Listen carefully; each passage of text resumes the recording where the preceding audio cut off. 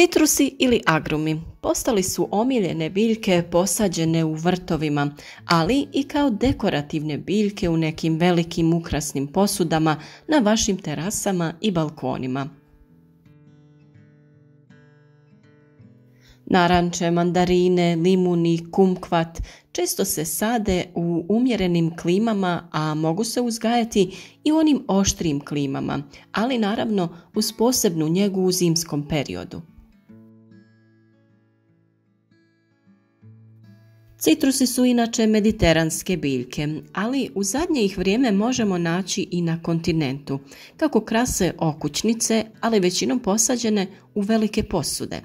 I u takvim uslovima biljke dobro uspijevaju, plodonose i mogu se razmnožavati. U ovom videu reći ćemo nešto o njezi i zaštiti limuna i ostalih citrusa u toku hladnijeg perioda u godini.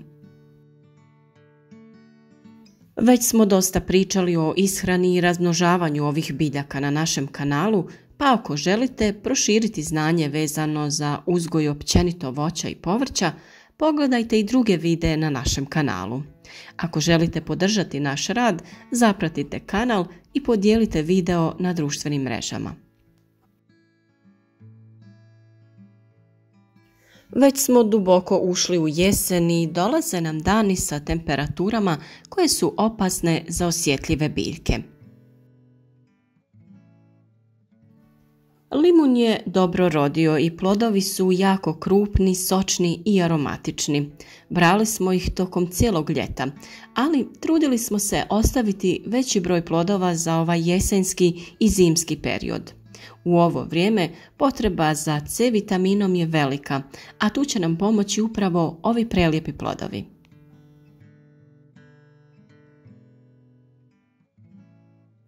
Budući da plodovi limuna mogu duže vremena stajati ubrani, sve ove zrele plodove ćemo pobrati.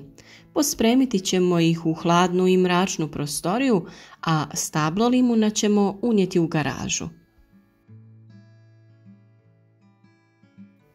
Plodove koji su cijelo ljeto krasili naš limun treba ubrati jer bi u zimskom periodu gubili na težini i smanjivali se. Osim toga, opterećivali bi biljku i dodatno je crpili.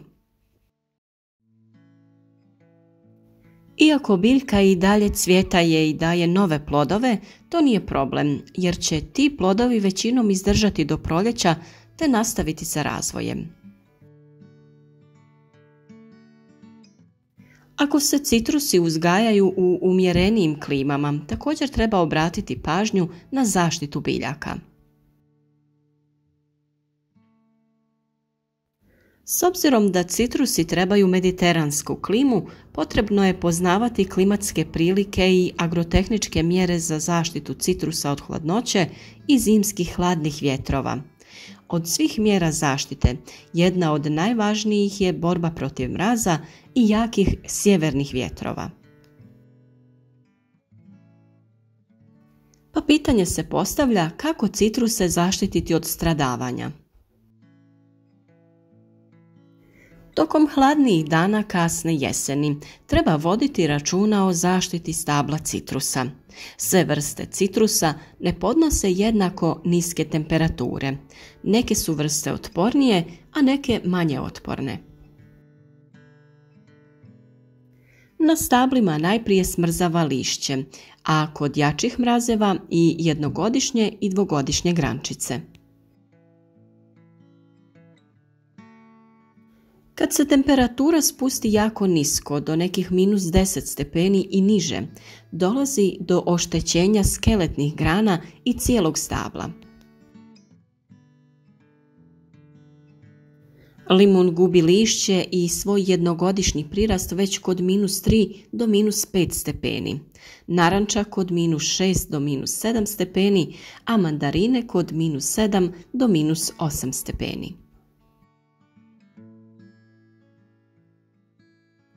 Kako bi vaše stablo citrusa bilo zdravo i davalo plodove duži niz godina, treba obavezno provesti određene mjere zaštite.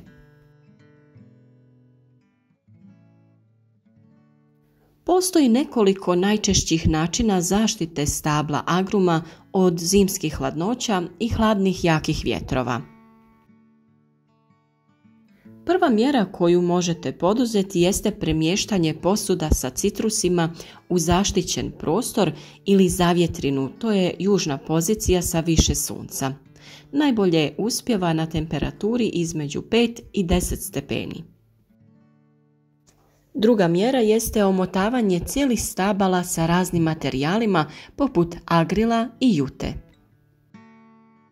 Često se prakticira i podizanje prirodnih vjetrobrana, najčešće od čempresa i maslina, te umjetnih vjetrobrana od trstike, mreže i sličnih materijala. Jedna od mjera koja dodatno potpomaže boljoj otpornosti lišća agruma na zimske hladnoće jeste i prskanje krošnje nekim od biostimulatora. Oni pomažu biljkama u stresnim situacijama do kojih dolazi manjkom topline i uskraćenom svjetlosti. U ovom periodu ne gnojimo citruse sa mineralnim gnojivima. Važno je dodati organsku tvar koja će pripremiti korijen na novu vegetacijsku godinu. Na tržištu postoje supstrati koje dodajemo u vazne ili u tlo oko biljaka. Ova organska gnojiva će citrusima pomoći da korijen prezimi u idealnim uslovima. Gnojivo djeluje više od 6 mjeseci i biljke će biti spremne na novu vegetaciju i plodonošenje u novoj sezoni. Sa doziranjem treba biti oprezan, a nipošto ga nemojte dodavati uz samo deblo, već uz rub vazne. A u ovo vrijeme skinuti ćemo i sve izdanke koje smo margotirali. 2 mjeseca nakon što smo dodali zemlju oko oguljene grane, dobili smo dobro razvijen korijen, te je izdanak spreman za presađivanje. Potrebno je ukloniti PVC foliju koja je držala zemlju oko korijena, te nakon toga odrezati granu ispod korijena. Za početni razvoj našeg novog limuna biti će dovoljna jedna manja vazna u koju smo dodali supstrat za citruse, a može poslužiti i ona obična zemlja za cvijeće. U zemlju se može dodati i manja količina pijeska, a za održavanje vlage u supstrat obavezno umješajte i perlit. On dobro upija vodu te je u sušnom periodu vraća nazad i daje biljci. Naš mali limun biti će dobro ukorijenjen do proljeća i spreman za razvoj krošnje. I njega ćemo preko zime čuvati na toplijem mjestu sa temperaturom iznad 10 stepeni Celzijusa. Nadamo se da vam je ovaj video bio od koristi i da ćete se odlučiti za uzgoj nekog od citrusa. Stvarno nije teško uzgajati ovakve biljke, samo im trebate osigurati uslove za prezimljavanje ili prostor u koji ih možete unijeti. Vrlo je važno pravilnom rezidbom održati oblik stabla i krošnje, pa ćemo lakše zaštititi biljke u hladnijem dijelu godine.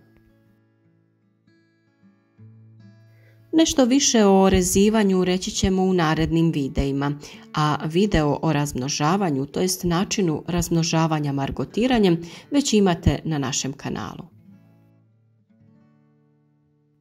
Nadamo se da vam je ovo bilo dovoljno zanimljivo da ostanete s nama i pogledate i druge teme koje smo obradili. Pišite nam u komentarima kako vi štitite vaše voćke od hladnoće. Pišite nam i sve sugestije, pohvale i savjete. Uvijek nam je drago kada dobijemo komentare iz raznih dijelova svijeta o raznim temama. Velik broj pratitelja iz jako puno država tjera nas da još bolje i kvalitetnije obrađujemo razne teme vezane za uzgoj voća i povrća. Pravo je vrijeme da se vratimo prirodi, jer je jako jednostavno za sebe i svoje bližnje uzgojiti voće i povrće, čak i na malom prostoru. A uz naše savjete to je još i lakše.